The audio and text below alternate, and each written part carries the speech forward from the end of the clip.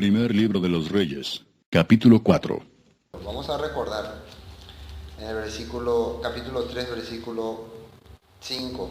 Y se le apareció el Eterno a Salomón en Gabaón una noche en sueños, y le dijo Elohim, pide lo que quieras que yo te dé.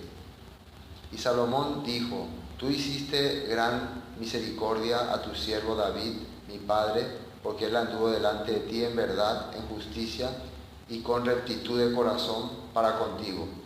Y tú le has reservado esta tu gran misericordia, en que le diste hijo que se sentase en su trono, como sucede en este día. Ahora pues, Eterno Elohim mío, tú me has puesto a mí, tu siervo, por rey en lugar de David, mi padre, y yo soy joven y no sé cómo entrar ni salir. Una cosa muy importante cuando uno es joven: reconocer que no tiene todas las respuestas. Siempre a la edad de joven, ¿qué es lo que uno cree, no? Que se la sabe toda, que comprende todo, que entiende todo y que puede solucionar todos sus problemas. ¿Sí uno cree, no? No, yo sé lo que voy a solucionar, yo sé lo que voy a hacer. No, es decir, yo sé lo, ¿sí? Siempre reaccionan, siempre hablan con mucha autoridad. Pero la verdad, a la hora de enfrentarse con la situación difícil, no sabe qué hacer. Es fácil cuando está papá, cuando está mamá, cuando hay todas las cosas, es fácil, ¿cómo se puede decir? Reclamar, protestar, hablar. Pero cuando vos tenés que solucionar las situaciones, ahí es complicado. Entonces, toda su vida Salomón dependía de su mamá y de su papá. Siempre. Él vivió bajo la protección de sus padres. Ahora él se quedó. Está todavía su mamá, pero ya no está su papá. Entonces una cosa él entiende, una cosa él se da cuenta: yo la verdad soy rey, pero no sé por dónde entrar ni por dónde salir. No sé qué es lo que voy a hacer. Eso es importante que uno entienda para comenzar cualquier actividad, cualquier propósito, cualquier plan. Recibir sabiduría de lo alto. No estamos hablando de sabiduría terrenal, estamos hablando de sabiduría de lo alto. El apóstol Santiago mencionaba este tipo de sabiduría. Es una sabiduría que no tiene nada que ver con la carnalidad ni con los pensamientos de hombres, sino que se relaciona con las cosas del Todopoderoso. ¿Cómo es eso? ¿Cómo se puede lograr eso? Y eso se tiene que clamar. Él decía, ¿no?, que pida. Si alguno falta de sabiduría, pídala. Pídala con fe. ¿Qué es fe? Muná, confiando en las promesas. Y fíjense ustedes que el mismo Salomón menciona aquí de qué tipo de sabiduría él está pidiendo. Como Santiago dice que pida con fe, y la fe es muná, y muná es fidelidad a la palabra. Miren lo que dice ahí. Tu siervo está en medio de tu pueblo al cual tú escogiste, un pueblo grande que no se puede contar ni numerar por su multitud. ¿A quién se le había dicho estas palabras? A Abraham, acerca de su descendencia. Entonces, cuando Salomón está pidiendo sabiduría, él se refiere a una sabiduría que le pueda ayudar a que estas promesas se cumplan. O sea, que él no está pidiendo ayuda a ser un experto en lo que después vamos a ver que él va a hacer, ¿no? Zoología, frutería, ¿cómo se dice? Arbolería, botánico, ¿no? Conocedor de plantas, conocedor de bichos, conocedor de todo. Él al final va a ser un conocedor de todas las cosas que hay en el mundo. Pero él no está pidiendo ese tipo de sabiduría. Hay que entender muy bien ese punto. Él está pidiendo una sabiduría de comprender los planes del Todopoderoso. Ese debe ser el deseo de un joven. Los jóvenes, ¿qué quieren? Quieren dominar la matemática, quieren dominar la computadora, quieren dominar la internet, quieren dominar todos los libros que existan, ¿no? Yo era así antes. Quería leer filosofía, Platón, quería leer esto, todo lo que había quería leer. Sentemos hoy la igual, pasearlo a mí ahí. Quería saber de historia aquí, historia allá. Pero ¿qué es lo que necesitaba saber? Los planes del Padre para con su pueblo. Peaño, minte con la meicuaya, y por causa de eso fui engañado terriblemente. ¿Es así o no es así? Cualquiera es manipulado cuando no puede obtener sabiduría que viene de lo alto. Para entender. Bueno, esto es lo que Salomón pidió para que se le pueda conceder.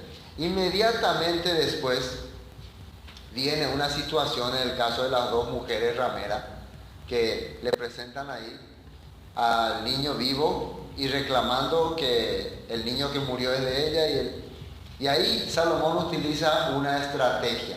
Como las dos mujeres reclamaban, ¿no?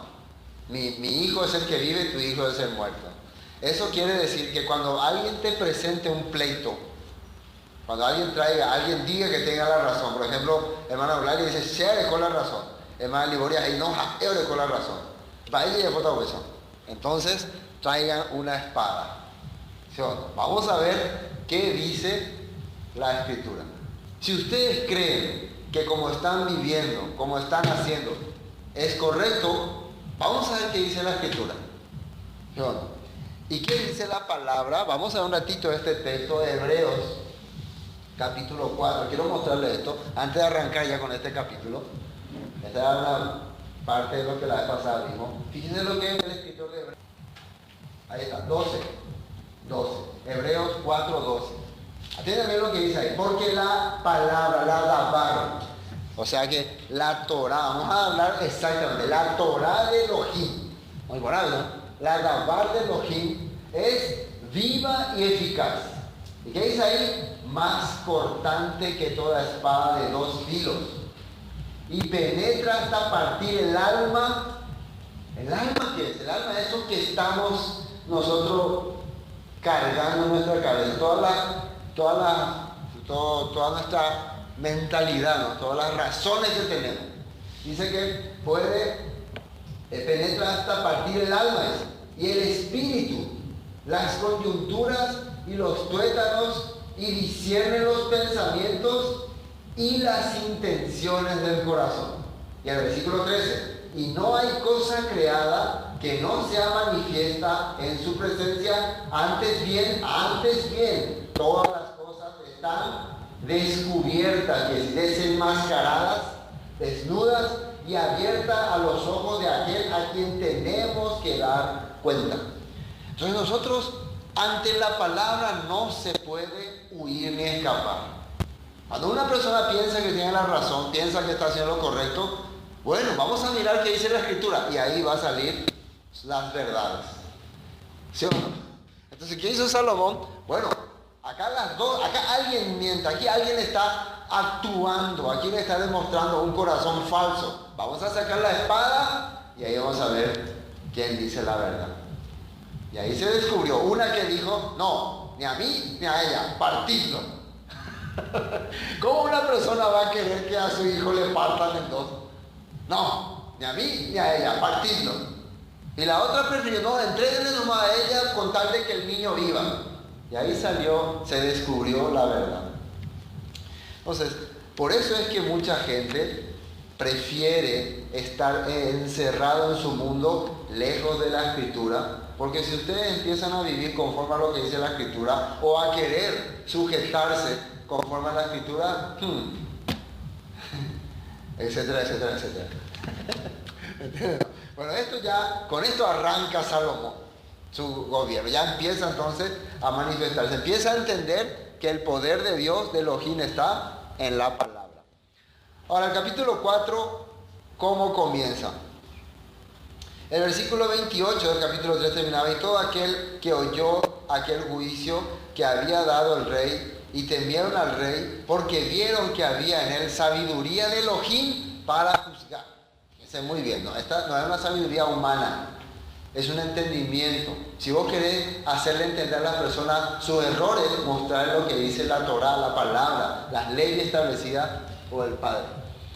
Ahora, reinó pues el rey, versículo 1, Salomón, sobre todo Israel. Vamos a empezar a entender esto. Ahora el reino está consolidado. David peleó durante muchos años con los amonitas, con los filisteos, con los moabitas, con los sirios. Siempre estuvo en guerra. Inclusive peleó con su propia gente, ¿no? Tuvo guerra interna y todo. Tuvo 2 golpes de estado. Uno terrible que fue con su propio hijo, ¿no? Antes de eso ya había tenido una mini guerra ahí con la gente de Saúl. Entonces fue un tiempo de mucha batalla, pero finalmente el reino de Israel está, ¿cómo se puede decir?, consolidado. Ya está listo para gobernarse. Esto es lo que el Mesías tiene que hacer. El Mesías para esto tiene que venir. Vamos, por eso lo que ustedes van a ver ahora, todo lo que vamos a leer, es una sombra, es una figura de lo que tiene que ser el reino de Yeshua el Mesías. Tal vez muchas veces no le dimos mucho valor a este libro, Reyes, se con la tendencia a Jesús, no se deja hacer hacerlo. Así nomás, ¿no? Nosotros así nomás. Y cuando leemos Reyes, como que, ¿qué se llama? Pero este capítulo increíblemente está mostrando las características que tiene que tener un reino establecido por el Mesías. Pero también nos va a mostrar lo que no se debería hacer. En este capítulo vamos a ver los errores cometidos por Salomón por no precisamente seguir al pie de la letra lo que dice la Torá. Por más que estaba todo ya listo, al fallar con la palabra van a empezar los problemas. Pero claro, aquí en este capítulo todavía no se va a ver esos problemas. Ese es el problema que tiene mucha gente, que empieza bien, le va muy bien y después ya empieza a salir de la línea de la palabra porque, ojo, pues te hizo él. Entonces como que ya no conté, veis la Biblia ella. Y lentamente se va cayendo otra vez. Pero no se ve de inmediato, sino de a poco no se va a ver. Ahora arranquemos. Estos fueron los jefes que tuvo Azarías, hijo del sacerdote Sadoc. Elioret y Ahías, hijo de Sisa, secretarios. Josafat, hijo de Ahilud, canciller. Estos eran los funcionarios de Salomón. Benaía, hijo de Joiada, sobre el ejército. Sadoc y Abiatar, los sacerdotes. Azarías, hijo de Natán, sobre los gobernadores. Sabud, hijo de Natán, sobre el ministro principal y amigo del rey. Aizar, mayordomo, y Adoniram, hijo de Abba, sobre el tributo. Tenía Salomón, esto que vimos en el versículo 6 son los tipo ministros, así como tiene todo un gobierno. Cuando los apóstoles estaban con Yeshua, entre ellos Judas Iscariote y muchos que venían a seguirle a Yeshua, ellos pensaban que iban a ocupar estos puestos. ¿Ustedes creen que muchos de los que le seguían a Yeshua le seguían no porque era un gran maestro, un gran rabino? No, ellos tenían en cuenta, si él es el Mesías, hijo de David, él va a venir a establecer el reino y yo estoy con él. Yo voy a nombrar, a mí me van a nombrar un ministro, me van a nombrar esto, me van a nombrar... ¿Entienden, no? Y los apóstoles también esperaban eso. Ellos sabían que si Yeshua restauraba el reino y ellos estaban con él desde que comenzó, desde que caminó, como los que estuvieron con David. ¿Te acuerdan? David anduvieron hombres con deuda, hombres sin esperanza, ¿no? Y al final cuando David fue rey, ellos ocuparon los mejores puestos. Bueno, eso es lo que los discípulos esperaban. ¿Qué creen ustedes que al ver que Yeshua muere en la cruz y es sepultado pensaban? Oh, para de sueño de gobierno, ¿no? Por eso todos se fueron, ¿no? Por más que Yeshua le había dicho que iba a resucitar, pero no entró en su corazón. Y al final, cuando Yeshua estuvo con ellos 40 días, ¿qué fue lo que le preguntó Pedro? Si iba a restaurar a Israel en este tiempo. Eso es lo que ellos esperaban, este tipo de gobierno. Oye, Moisés, ¿te la reino hoy a Salomón tiempo? ¿Ves? Eso fue lo que le dijo. Y le dijo Yeshua, todavía no es el tiempo, pero ustedes van a llevar el mensaje por todas las naciones. Esa fue la autoridad que le dio. Versículo 7. Tenía Salomón 12 gobernadores sobre todo Israel, los cuales mantenían al rey y a su casa Cada uno de ellos estaba obligado a abastecerlo por un mes en el año. Esto es interesante. 12 gobernadores. Los gobernadores eran enviados por Salomón a cada tribu. Entonces cada gobernador tenía que dirigir el país. Es la primera vez que se establece este sistema de gobierno. Y justamente 12, que representa un gobierno milenial o un gobierno celestial. Por eso Yeshua tenía 12 apóstoles. Uno no entiende, ¿por qué Yeshua eligió 12 apóstoles? Si alguien le pregunta, ¿por qué? Y bueno, porque quería 12, porque no creo que habrá copiado de equipo de fútbol, porque 11 no va a jugar en una cancha. ¿Por qué? Y si uno entiende las profecías, las promesas, va a entender que es referente a las 12 tribus de Israel que van a ser gobernadas en el tiempo que el Mesías venga. Y precisamente, ¿qué le dijo Yeshua a sus discípulos? ¿Qué le había dicho cuando estaba haciendo el pacto? Ustedes se van a sentar conmigo para reinar sobre las 12 tribus de Israel. Imagínense tremenda promesa que les había dado. Claro, en ese momento ellos no estaban pensando que iba a ser después de mucho tiempo. Lo mismo como Salomón gobernó, ustedes también van a hacer. Ellos estaban pensando así. Ellos estaban creyendo así, ¿no? Ellos se imaginaban que iba ya, dentro de poco vamos a echarle a los romanos, vamos a echarle a todos, vamos a conquistar otra vez hasta el río Éufrates. Todos ellos estaban con esa esperanza. Están entendiendo entonces qué es lo que estaba ocurriendo. Y nosotros no entendíamos esos puntos antes cuando escuchábamos sobre el Mesías, los apóstoles, pero todo se relaciona con este estilo de gobierno. Ahora, ¿por qué le mantenían? ¿Por qué era una obligación? Había dos razones. Número uno, que cada gobernador al mantenerle al rey estaba demostrando su fidelidad. Primero, ¿no? Fidelidad al rey. Sí o sí, cada mes entonces ellos tenían que proveer todas las cosas que el rey y su corte, como se dice, su clase alta necesitaban. Mantener sus soldados, sus caballos, eran muchas cosas. Y ahí el rey estaba viendo, realmente ellos son fieles a mí. Porque antes, ¿qué ocurría? En el tiempo de Saúl y de David, alguna tribu, ¿cómo se dice? Oye, revela, como decimos nosotros, ¿no? No, yo no quiero saber nada de usted. Ore, 20 de cotas, belleza, veamos. Vivían iñacanes, como se dice. Entonces Salomón quería que el país sea unido y se mantenga. Entonces, ¿cuál era la forma que podía ver eso? Que cada pueblo sirva al rey. Esa era la manera. Si vos no sos fiel al rey, ¿cómo el rey puede saber que vos estás a su lado? ¿Entienden? ¿No? Y si Salomón es sombra de Yeshua, nosotros cuando somos nacidos de nuevo, creemos en la palabra a través de Yeshua, Él se convierte en nuestro rey. ¿Y cómo nosotros podemos demostrar de verdad que somos fieles al rey? Solamente dice, soy fiel al rey. No, sirviéndole. Quiere decir que en el año le tocaba a cada tribu servir. Entonces ellos tenían que pagar impuestos, tenían que colaborar. Entonces actividad hacían, ¿no? ¿Entienden este punto? Cosa que a la gente medio que le parece raro eso. No, hay cosas a servir, pero entonces no es fiel, no es parte del reino. Esa es la manera que veía. Ese es número uno. Había otra razón. Sin darse cuenta, cada tribu, si podía durante un mes tenían que ellos mantener al rey. Si ellos durante un mes podían mantener al rey, a su ejército, a su corte, a toda la realeza, quiere decir que ellos estaban preparados para tener un reino también. Quiere decir que ellos tenían ya el poder para gobernar todo el país. Entonces lo que Salomón estaba haciendo, prepararle a cada tribu para que tenga la fuerza de un reino. Imagínense, para que tenga el poder de un reino.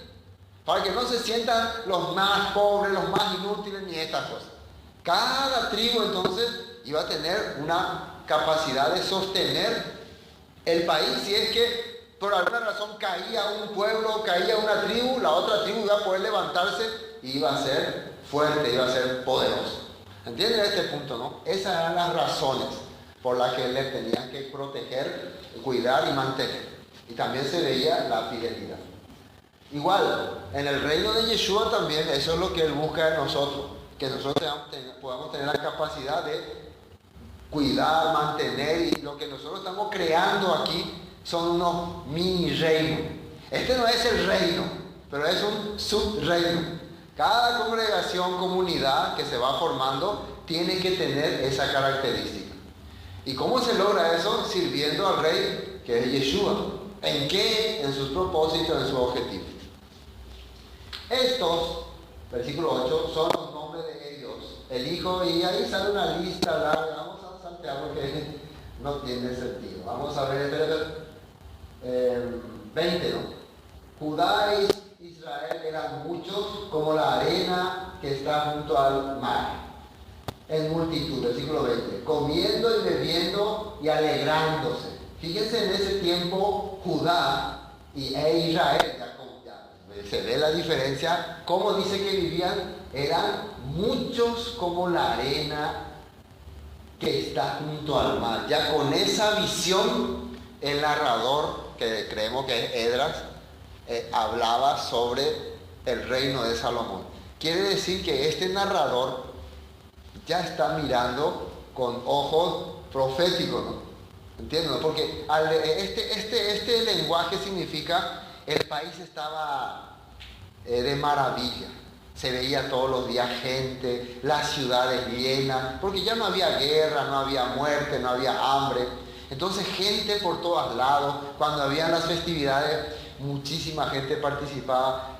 Por eso se dice que la época de Salomón era la época de oro del reino de Israel, era la época de oro, ¿no?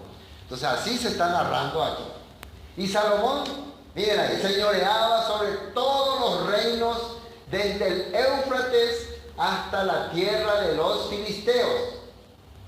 Y el límite con Egipto, hasta el límite con Egipto. Ustedes tienen que entender que según el límite que le dio Dios a Abraham, es desde el río Nilo hasta el río Éufrates y más abajo de Arabia Saudita. Ahí más o menos la zona donde actualmente se dice que está el monte Sinaí, ¿no? Que siquiera un territorio inmenso. Todo este territorio será tuyo. Entonces Salomón, aunque no gobernó todo ese territorio, pero casi ya había conquistado todo. Si no estaba reinando sobre algunos reyes, sí tenía acuerdos y alianzas. Por ejemplo, con Egipto había hecho un acuerdo. Por lo tanto, Egipto prácticamente no lo podía atacar. Una de sus esposas, una de sus reinas era egipcia, entonces él prácticamente tiene parentesco con los egipcios. Y así, entonces prácticamente toda esa zona le respetaba. Eso logró Salomón. Después, y Salomón señoreaba sobre todos los reinos, desde el Éufrates hasta, recuerden que después del Éufrates ya viene Babilonia, ¿no? Ya está el país de Babilonia, los persas, hasta la tierra de los filisteos y el límite con Egipto. Y traían presentes y sirvieron a Salomón todos los días que vivió. Y la provisión, ahora fíjense lo que tenía que traerle a Salomón para que se mantenga. Tenía que por ahí. La provisión de Salomón para cada día era de 30 coros de flor de harina, 60 coros de harina. ¿Y cómo eso podemos entender nuestro lenguaje? En tu Biblia, ¿cómo dice? Kilos de harina. Ahí está. Ahí ya se entiende. 9.000 kilos de harina, ¿qué clase? Fina. Harina fina, ¿no? Sí. Entonces, 9.000 kilos de harina fina. 18.000 kilos de harina común. De harina tipo, ese como nosotros llamamos integral, ¿no? Porque había la harina que se molía así mucho y se hacía polvo, y había la harina así más o menos, ¿no? ¿Ven cómo la Biblia detalla? Entonces, ¿cuántos kilos de harina fina? 9.000. ¿Para cuánto dice que era esta provisión? A ver, ¿cómo decía ahí? Para un día. Para un día. Para cada día, dice. Así que con eso se le alimentaba a todos los siervos. Recuerden que cuando viene la reina de Saba se sorprendió de ver cómo comían los siervos ahí. Los siervos comían como reyes. Ellos, no piensen ustedes que Salomón le daba la comida a sus siervos. No, todos bien alimentados. Su ejército era el mejor alimentado. sus familiares, todos los que estaban al servicio del rey vivían bien. Todo esto tenía que poner cada tribu cada mes. 9.000 kilos de harina y 18.000 kilos de harina común todos los días. ¿Y qué no va a faltar? 10 bueyes gordos. Esto es para cada día, ¿no? 10 bueyes gordos. Bueyes flacos no hipotéis. Gordo. Después, 20 bueyes de pasto. No sé cuál es la diferencia. Bueyes gordos de pasto, ¿cuál es? Puede ser que bueyes que están creciendo, ¿no? Que no están tan gordos. ¿No? Tipo que Ocaruiti, ¿no? Está más o menos. Los otros bien rellenados ya.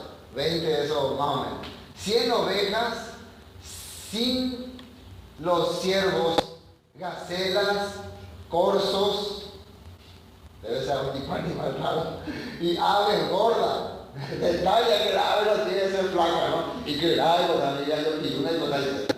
Ya yo gallina, y bueno, porque él señoreaba en toda la región al oeste del Éufrates, desde Tifsa hasta Gaza, sobre todos los reyes del oeste del Éufrates. ¿Y qué dice ahí? Tuvo shalom, paz por todos lados alrededor. Judá, entonces estamos viendo nosotros las características que va a tener el reino mesiánico. Si nosotros estamos llamados a estar en las bodas, a estar en el círculo real, ese es nuestro objetivo. Nosotros no estamos, ¿cómo se puede decir?, preparándonos para ser de las provincias lejanas. Nosotros estamos preparándonos, o sea, ese es nuestro objetivo, creo, no sé ustedes, para estar ahí adentro de las bodas reales, para ser miembros reales del Mesías. Y este tipo de servicio es lo que van a tener los que estén ahí al lado del rey. ¿Están entendiendo?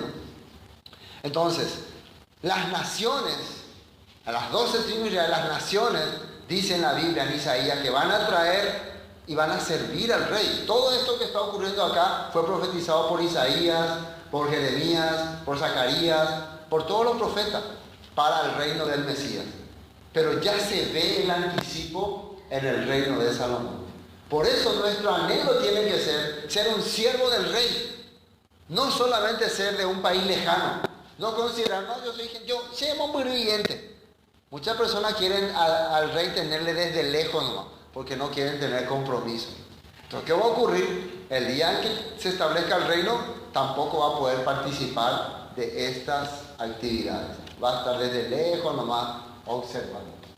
Judá e Israel vivían seguros, cada uno debajo de su parra y debajo de su higuera, desde Dan hasta Beerseba, todos los días de Salomón. Hasta aquí el reino es espectacular. Por eso, para poder ver lo que dicen los escritos, vamos a mirar unos textos que nos hacen entender este reinado. Este reinado es una sombra profética ¿de qué reinado? Del reinado del Mesías. Salmo 72:11. Salmo 72:11.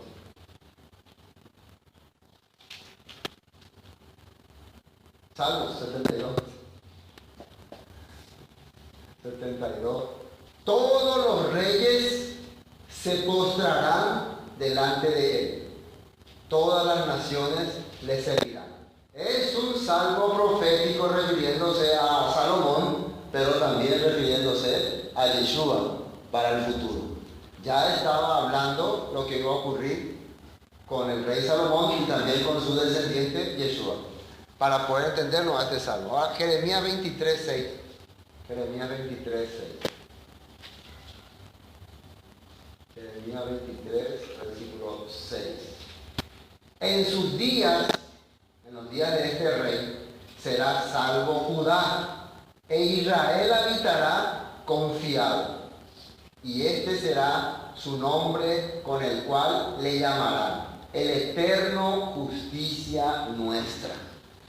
Recuerden que en la época de Jeremías, ¿qué estaba por ocurrir? Babilonia estaba por conquistar, el templo estaba por ser destruido, estaba por romperse el linaje real, Pero Jeremías le estaba dando esperanza a los remanentes, a los que a pesar de todas las dificultades por causa de los que tenían pecado, iba a ocurrir. Había un grupo que confiaba en la palabra, es decir, Jeremías, ahora no confiamos, por eso no confía en la palabra. Nosotros hemos confiado, echamos nuestro corazón, nosotros podemos también perderlo todo. No se preocupen.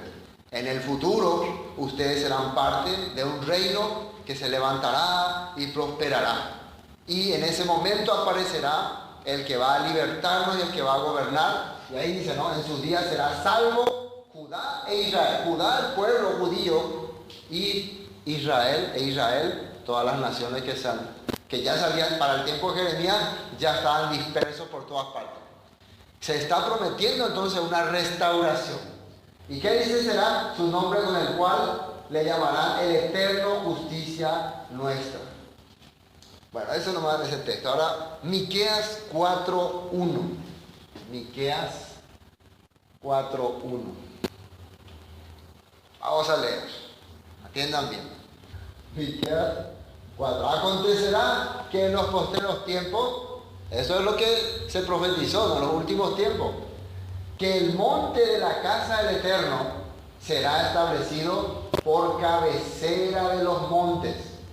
Cuando nosotros estudiamos Apocalipsis, habíamos hablado que monte significaba reinos, lugares donde se iba a reinar, ¿no? Entonces estaba hablando de Jerusalén y el monte Moriah, donde de ahí se va a reinar para todos los demás reinos. Está diciendo así. Y más alto que los collados, y correrán a él los pueblos, dice. Y vendrán muchas naciones y dirán, venid y subamos al monte del Eterno y a la casa de Elohim, del Elohim de Jacob. Y nos enseñará en sus caminos y andaremos por sus veredas. Y mira lo que dice ahí, porque de Sión saldrá la Torá y de Jerusalén la palabra del Eterno. La instrucción va a salir de Sión. A Sión se le llamaba a esa región. Y específicamente de la ciudad de Jerusalén, la Dabar del Eterno, el mensaje del Rey del Mesías. Después, y él juzgará entre muchos pueblos y corregirá a naciones poderosas hasta muy lejos, y martillarán sus espadas para asadones y sus lanzas para hoces. No alzará espada nación contra nación, ni se ensayarán más para la guerra. ¿Cómo se estaba viviendo en tiempo de Salomón? Ya no se necesitaban las armas, ya no se necesitaba los tanques, nada. Porque Salomón, ¿qué hizo con todos los enemigos? Hizo alianza de paz, hizo acuerdo, a otros los sometió y solamente le cobraba impuestos. Y ellos le servían. Y cuentan que los reyes estaban felices por servirle a Salomón. Ninguno de ellos tenía el plan de ir a invadirlo. Porque dice que cuando ellos servían a Salomón, sus países prosperaban aún. Habían experimentado, algunos reyes enviaron para la construcción del templo y vieron que meses después su país había prosperado bastante. Sí, nosotros le servimos al rey Salomón y parece que las bendiciones que está cayendo sobre él nos alcanzan. Entonces, ¿quién quisiera ir a hacerle guerra a ese tipo de rey? Más bien, vamos a ayudarles más, vamos a alabarles más. Por eso viene la reina de Saba. ¿Por qué creen que la reina de Saba viene? Porque ella escuchó también que muchos reyes estaban siendo bendecidos por este rey que tiene el poder milagroso. ¿Quién logró eso alguna vez después de Salomón? Nadie. Absolutamente nadie. ¿Quién dice en la palabra, la profecía, que va a lograr eso? Yeshua, cuando venga a establecer su reino. Los judíos también esperan eso. Los judíos también esperan un Mesías que venga y traiga realmente la paz, pero una paz que no viene del mundo, porque Yeshua dijo, hay una paz que es del mundo, esa paz yo no les doy. La paz que yo les doy viene del cielo. Es el restablecimiento de un reino. ¿Y qué dice más? Y se sentará cada uno debajo de su vid y debajo de su higuera. La misma cosa que en el tiempo de Salomón, ¿no? Y no habrá quien los amedrente, porque la boca del Eterno de los ejércitos lo ha hablado. Y hay una referencia en higuera que está en Zacarías 3:10. En aquel día, dice el Eterno de los ejércitos, cada uno de vosotros convidará a su compañero debajo de su vid y debajo de su higuera. Zacarías también está hablando sobre el reinado milenial del Mesías. Entonces, una de las características que va a tener el reino del Mesías es que todos van a poder estar felices, descansando sobre su parra, dicen Reyes, que es su tipo uva, ¿no? Su vid, ese es vid, parra le llaman. Y también sobre su higuera, son árboles de sombra. ¿Y qué era la costumbre, según los datos que escuchamos, según los comentarios? Era la costumbre en aquella época no reunirse todo en una sala así como nosotros, sino al contrario, salir afuera, debajo de la parralera, y ahí sentarse y abrir su Torah y estudiar la Torah. ¿Quién en el Nuevo Testamento estaba haciendo eso? Y Yeshua dijo que era un verdadero israelita. ¿Se acuerdan? Natanael, ¿no? Natanael, ¿qué estaba haciendo? Debajo de su higuera, ahí se estaba estudiando la Torah. Y Yeshua le vio, dice. Y le dijo verdadero israelita. ¿Por qué? Porque eso es lo que anhela un verdadero israelita. Volver a estos tiempos. Vos estás haciendo lo que la Torah, las promesas dicen que vamos a hacer en el reino establecido. Sentarnos debajo de nuestra higuera, de nuestra parralera, a leer y a estudiar la Torah sin que nadie nos moleste. O compartiendo así. ¿Están entendiendo? Por eso era un verdadero israelita. Porque Natanael buscaba la restauración del reino. Él no buscaba un salvador de su pecado. Sabía que estaba con pecado, pero él buscaba la restauración del reino. Si vos buscas la restauración del reino, y para estar en el reino necesitas estar sin pecado, entonces ¿qué hace el Eterno? Envía el Cordero de Dios que quita el pecado. Pero si a vos no te interesa el reino, ¿para qué querés ser libre de tus pecados? Eso es lo que uno no entiende, ¿no? A vos no te interesa el reino, pero querés ser libre de tus pecados, ¿para qué? Si no vas a estar en el reino. Si la salvación es ser parte del reino, pertenecer al reino, ser parte del gobierno de Yeshua. Esa es la salvación. ¿Entienden este punto? Bueno, aunque todos los pueblos anden cada uno en nombre de su Dios, nosotros con todo andaremos en el nombre del Eterno, nuestro Elohim, eternamente y para siempre. Volvamos a Reyes. Qué espectacular, ¿no? Hasta aquí. Yari, ¿no? El reino de Salomón está mostrando, ¿no? Sobre el reinado del Mesías. Pero, si Salomón hubiera hecho todas las cosas que están escritas en la Torá, en la palabra, su reino sería perfecto. Pero vean ustedes qué empezó a ocurrir. Versículo 26. Además de esto, Salomón tenía 40,000 caballos y sus caballerizas para sus carros y 12,000 jinetes. Vamos a mirar por esa referencia. Primera de Reyes 10:26. Y juntó Salomón carros y gente de a caballo y tenía 1,400 carros y 12,000 jinetes, los cuales puso en las ciudades de los carros y con el rey de Jerusalén. Segunda de Crónicas 1:14.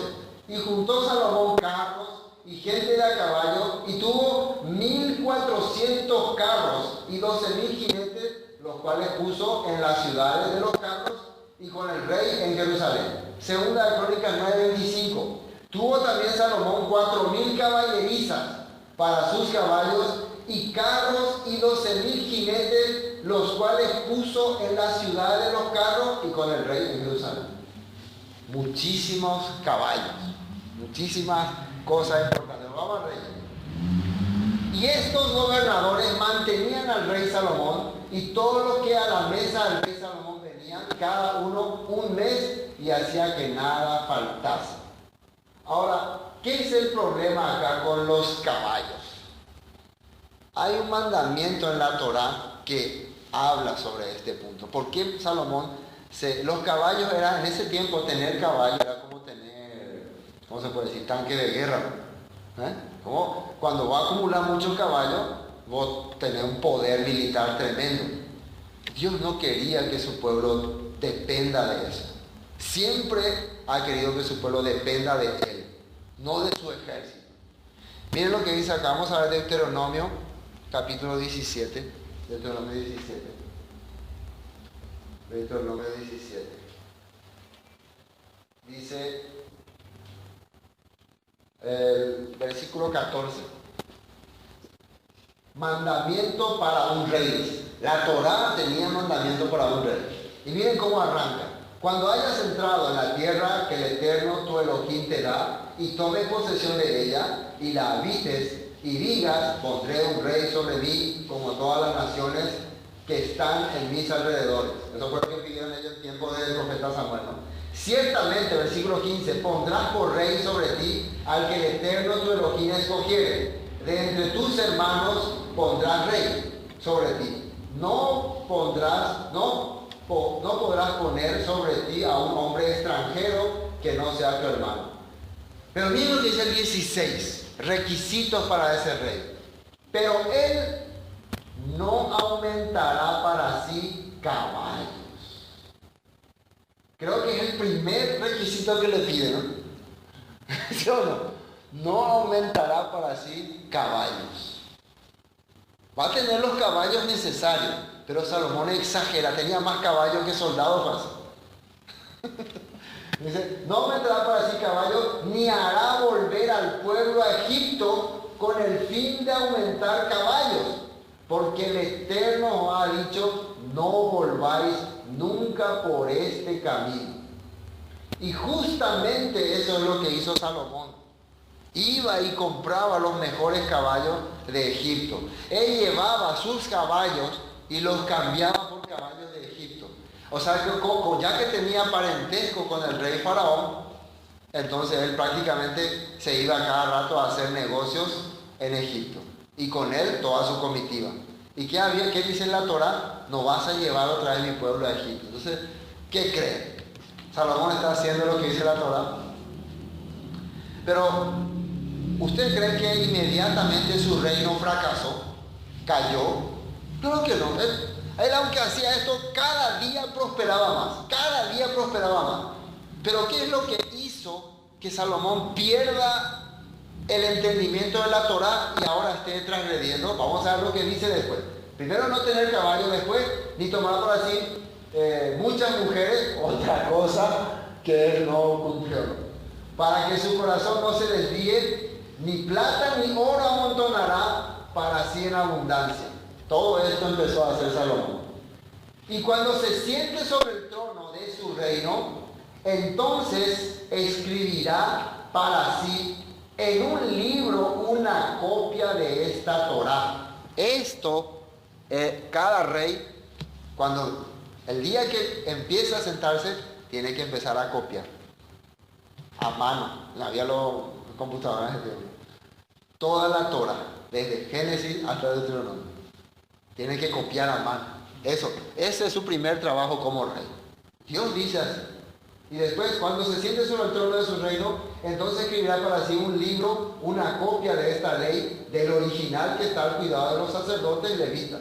O sea que solamente los levitas tenían la Torá, él iba a tener una copia.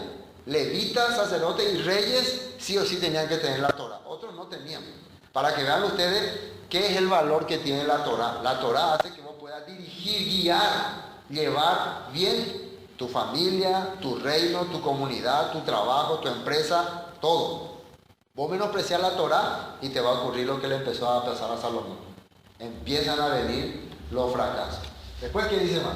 Y lo tendrá consigo y leerá en él todos los días de su vida para que aprenda a temer al Eterno su Elohim, para guardar todas las palabras de esta Torá, de esta ley, y estos estatutos para ponerlos por obra. ¿Y qué dice el 20? Para que no se eleve su corazón sobre sus hermanos, ni se aparte del mandamiento a diestra ni a siniestra, a fin de que prolongue su día en su reino, en sus hijos, en medio de Israel. Esta parte de se eleve su corazón entre sus hermanos. Juan hablaba mucho de que una persona si dice que ama a Dios pero aborrece a su hermano es mentiroso. Claro, el que dice que ama a Dios es porque estudia su Torá. ¿Sabían? El que dice que cree en Dios es porque estudia sus mandamientos. Y en los mandamientos que habla acerca del prójimo, acerca de los demás, servirle, compartir, ayudarle o ignorarle, menospreciarle, tenerle en poco. No habla de eso en la Torah. Entonces una persona que dice que cree en Dios, pero ignora, menosprecia o le siente menos a otra persona, a su prójimo, no es uno que sigue la Torah. Al rey le podía pasar esto. Ni siquiera el rey tenía que tener este corazón. Por eso tenía que leer todos los días la Torah. Pero ¿ustedes creen que Salomón hacía eso? ¿Cómo pueden darse cuenta que Salomón no estaba leyendo la Torah? Tal vez copió todo, porque recién cuando entró a él sabiduría no te lo importaba. Pero ¿cómo pueden saber ustedes que él no estaba haciendo lo que dice la Torah? Se casó con egipcia, se casó con otras mujeres, amonitas, moabitas, y además empezó a coleccionar caballos, empezó a amontonar riqueza, empezó a hacer las cosas que estaban prohibidas en la Torah. Pero les digo una cosa, su reino parecía que ni no se notaba eso. Y ese es el engaño de muchas personas. Sí, pero eso que yo al principio también así tenía miedo, pero ahora ya estamos en época moderna. Salomón ya fue un rey moderno. Ya él quería revolucionar el gobierno. David, eso era muy religioso, ellos eran muy... ¿A cuál espíritu a este oí? Ya andeo ya libre bema. ¿Sí o no? Entonces ella vivió una vida feliz, libre. Sin darse cuenta, él empezó a tener muchos lujos y sin darse cuenta, él empezó a exigir más impuestos, porque al tener un gobierno que se necesita muchas cosas, la gente tiene que mantener más. Y el pueblo empezó a sentirse ya muy mal. Empezó a acabar esos momentos de felicidad, ¿no? Imagínense cuando ya podía sentarse en su parra y pues va a pagar impuestos. Eso fue el problema. Y eso es el problema de muchas personas. Oye, por un porán, pero después se empieza a sentir ya grande y ya le ve chico a la persona y ya le ve como, las iglesias eso han hecho, ya le ve como dinero nomás a los miembros. Cuánto aporta, cuánto no aporta, ya le menosprecia todo. Bueno, eso es para antes, eso es un análisis en general, no lo que va a ocurrir con Salomón. Volvamos para terminar esta parte. Recién estamos arrancando, acá el reino de Salomón está en su prosperidad grande, pero ya él está fallando. Ya está fallando, pero no se nota. No se nota, pero el tiempo va a mostrar que estaba mal. Por eso es que cuando uno que conoce la Torah, y escuchen bien esto, cuando uno que conoce la Torah observa la vida de algunas personas, algunos jóvenes que creen que se la saben todas, sabe hasta dónde va a llegar. Porque la Torah dice cómo es que va a caminar. Si no está siguiendo los puntos que establece la palabra, tarde o temprano va a caer. Eso ocurre todos los días con la gente. Todos los días. Ellos no saben más por qué le ocurre. No saben más por qué. Ay, no sé por qué me pasa esto. ¿Por qué esta cosa? ¿Por qué? Escuchen nomás comentarios. Pero cuando uno es joven, empieza la vida, parece que todo le sale bien. Pero después a la larga, bueno, 27. Y estos gobernadores mantenían al rey Salomón y todos los que a la mesa del rey Salomón venía, cada uno un mes y hacía que nada faltase. Hacía también traer cebada y paja para los caballos. Ese es el problema cuando tenés muchos caballos, tenés que traer mucha comida. Y ellos comen más que la gente. Y encima, si vos tenés un montón de caballos y no hay guerra, ¿qué es el objetivo? Tener nomás. Entonces no tiene sentido, ¿no? Es como que gastar de balde, hacerle pagar impuestos a tu pueblo por tus caprichos. Para las bestias de carga, al lugar donde estaba cada uno, conforme al turno que tenía. Y Dios dio a Salomón sabiduría y prudencia muy grandes y anchura de corazón como la arena que está a la orilla del mar. Este versículo 29 seguro que ya nos confunde, ¿no? Vaya, vea. Salomón estaba trayendo caballos, Salomón estaba engrandeciéndose, pero Dios, ¿qué le daba? Le hacía torpe, le hacía tonto. ¿Qué le daba a Dios? Sabiduría. ¿Por qué? Porque Dios le prometió cuando él había pedido que le iba a dar sabiduría. El problema es que él ahora esa sabiduría no está usando para el propósito por el cual se le dio. Entonces, ahí es donde va a ocurrir la letra mata. Mucha sabiduría, mucho conocimiento, pero sin el propósito del Padre. Sí, yo sé que acá hay muchos inteligentes, ¿no? Juan, José, 5 me metela y calificación, ¿no? En el colegio son alumnos perfectos, ¿no? No hay quejas, ¿no?, de ustedes. Pero ¿para qué utilizan esa sabiduría? Para sentirse elogiados por el mundo, para poder ganar a otras personas, para poder sentirse, ganar respeto a través de sus conocimientos. Bueno, va a seguir así, pero vamos a ver hasta dónde llegará una sabiduría que está alejada de la Torah. Y vamos a ver lo que dice aquí. Era mayor la sabiduría de Salomón que la de todos los orientales y que toda la sabiduría de los egipcios. Imagínense, los egipcios tenían años. Esto ya se refiere a conocimientos de botánica, de medicina, de todas estas cosas. Recuerden que entre los egipcios había uno que era el fundador de la medicina y que si él superó su conocimiento, quiere decir que él dominó esto. ¿Y cómo tenía eso? Que él viajaba constantemente a Egipto. Aún fue más sabio que todos los hombres, más que Etán, Esraíta, eran conocidos por hombres sabios estas personas. Y que Emán, Calcol y Darda, hijos de Maol, personas que estaban caracterizadas por tener sabiduría. Los reyes generalmente no eran tan sabios. Los reyes solamente mandaban, no comían de todo y vivían feliz. Pero Salomón no era así. Salomón era tipo un científico, un investigador, y era rey también. Él quería saber todo cómo funcionaba, por qué. Entonces cuando él llegaba a un país, buscaba a los sabios y quería que le expliquen todo. Y él almacenaba toda esa teoría y rápido captaba, porque Dios le había dado esa sabiduría. Dios le dio. Que Calcol, Darda, hijos de Maol, y fue conocido entre todas las naciones del alrededor. Y compuso 3.000 proverbios. Nosotros creo que tenemos 31 nomás. Y sus cantares fueron 5.005.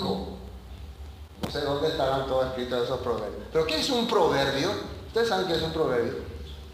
¿Qué es un proverbio? ¿Eh? Por ejemplo, un dicho, a ver,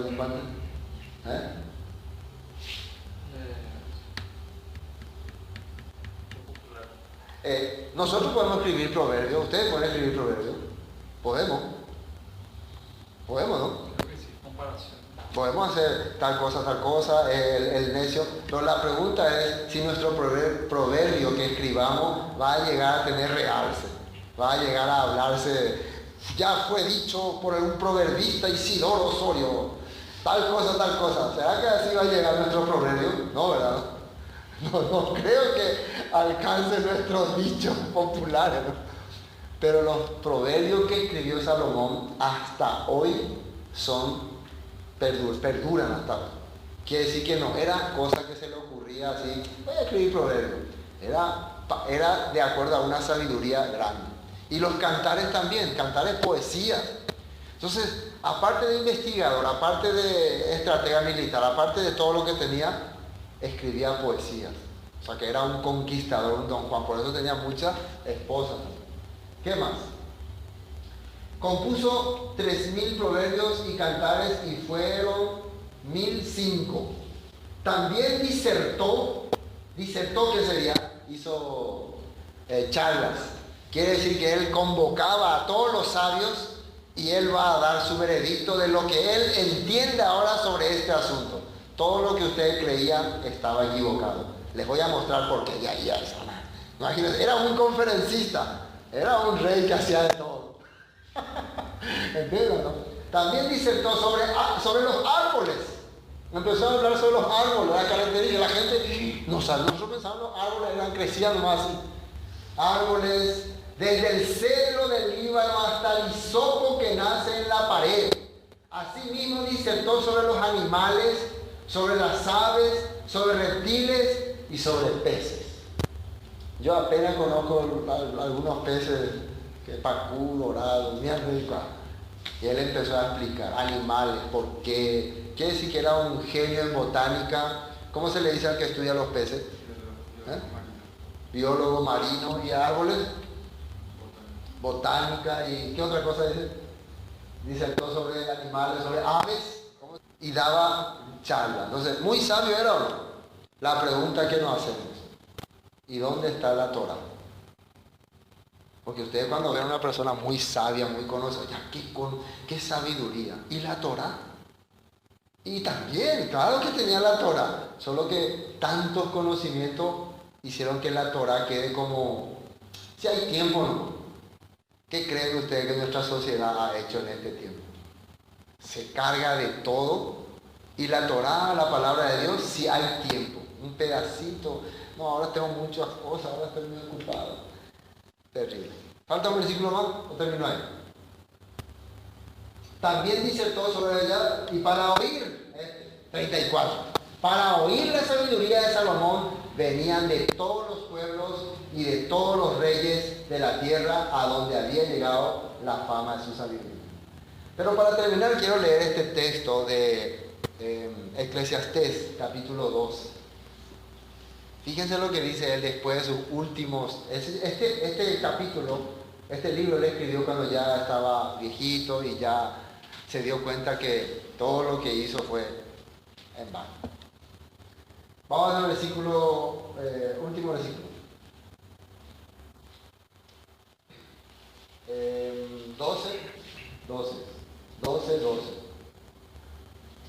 11 a poner. Las palabras de los sabios son como aguijones y como clavos hincados son las de los maestros de las congregaciones, dadas por un pastor.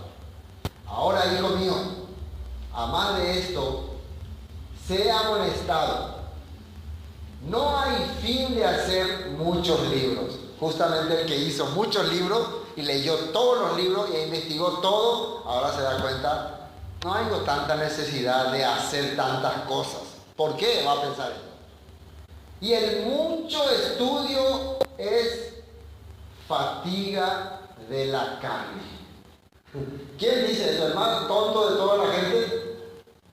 ¿O el más sabio? El mucho estudio. Eso no quiere decir que no hay que estudiar, sino hay que saber para qué estudiar, con qué propósito, con qué objetivo. Él por lo visto estudió por estudiar más. La Biblia dice en Cantar, en Eclesiastés, que él quería darse el gusto, no el placer. Y hasta en lo físico él hizo todas esas cosas. El fin de todo discurso oído es este, dice: teme a Elohim y guarda sus mandamientos. Teme a Elohim y guarda sus mandamientos. Porque esto es el todo del hombre. Al final de todo debate, de todo conocimiento, lo único que te va a sacar del aprieto es que le tengas temor a Dios y guardes su mandamiento. Eso al final es entendido. Porque esto es el todo. Porque Elohim traerá toda obra a juicio juntamente con toda cosa encubierta, sea buena o sea mala. No te vas a escapar. Esto es lo que Salomón entendió al final de sus días. Vémonos, pero claro, estamos en el capítulo 4, donde la única falla que hemos visto de él fue que empezó a acumular caballos. Y si no teníamos conocimiento de la Torah, no hubiéramos pensado que estaba mal, ¿sí o no? Si ustedes leen ese capítulo 4 sin tener conocimiento de la Torah, ¿le van a encontrar un error a Salomón? Claro que no. Y por eso es que hasta el capítulo 4 nadie le encuentra error. Pero me imagino que los que conocían la Torah, nuestro rey ya no está caminando bien. Oye, desviamos. Esto no va a terminar bien. Y recuerden cómo acabó el reino de Salomón. ¿Cómo acabó el reino de Salomón? Dividido. Nunca más Israel tuvo esa prosperidad que tuvo en tiempo de Salomón. Nunca más. Y eso es lo que estamos esperando, que aparezca Yeshua para volver a ese tiempo. Amén. Voy a estar